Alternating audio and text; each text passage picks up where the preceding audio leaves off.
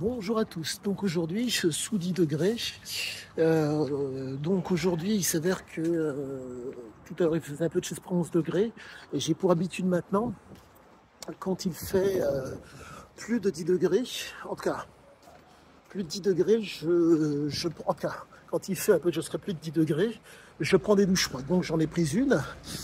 Et chose à savoir par rapport à cette douche, il faut à tout prix, entre guillemets, se motiver, si je puis dire. Dans mon cas, il s'avère que ça a été par la pensée. Il s'avère que l'amygdale et l'hippocampe, la mémoire et l'émotionnel sont assez vifs chez moi, ce qui fait que le fait d'avoir une pensée, si je puis dire, agressive, fait que ça fait monter l'adrénaline. Et résultat, sous l'eau froide, le jet d'eau froid était moins virulent, était moins problématique. Petit aparté pour vous en parler. Donc, autre élément dont je souhaitais vous parler, la pleine conscience.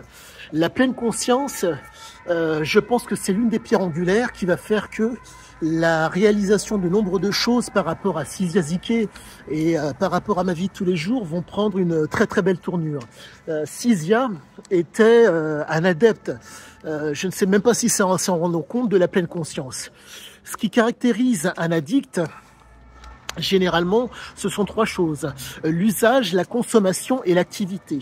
Pour faire simple, circuit véno-circulatoire, circuit cérébraux, circuit de la récompense. Dans le cas de Sisia Ziqué, si je puis dire, il y a eu entre guillemets, je dirais, un alignement de tous ces éléments qui ont fait que les prédispositions ont pu s'exprimer.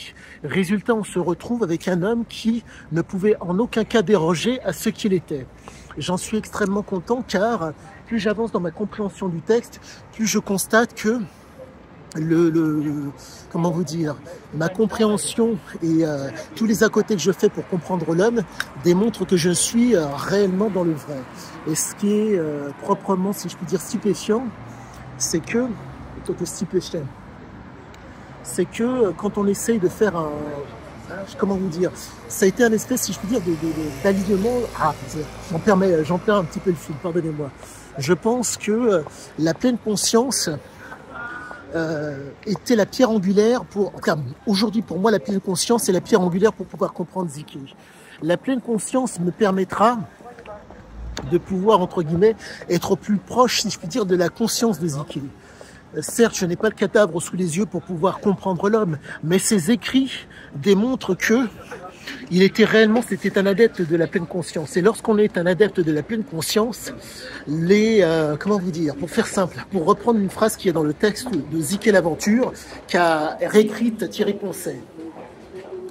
Je ne m'accorde aucune faiblesse, je m'interdis toute faiblesse, je m'impose d'être pardonnez-moi, textuellement ça donne un peu de choses près. Je m'impose le fait d'être un homme fort. En un mot, il a trouvé des parades, il a trouvé si je puis dire, des subterfuges pour pouvoir toujours être dans la force. Mais, petite chose à savoir, l'homme étant un adepte des substances et des comportements d'addict, on se retrouve avec un homme qui fait preuve de ce qu'on appelle de dysphorie. En un mot, soit il y a de la joie, soit il y a, entre guillemets, de la peine.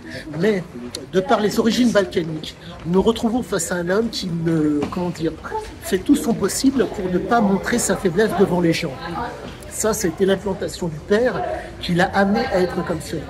Donc pour moi, tout a l'air de se tenir. Il s'avère que ce besoin de force, comment vous dire, c'est un menteur, c'est un manipulateur, c'est un homme qui aime bien.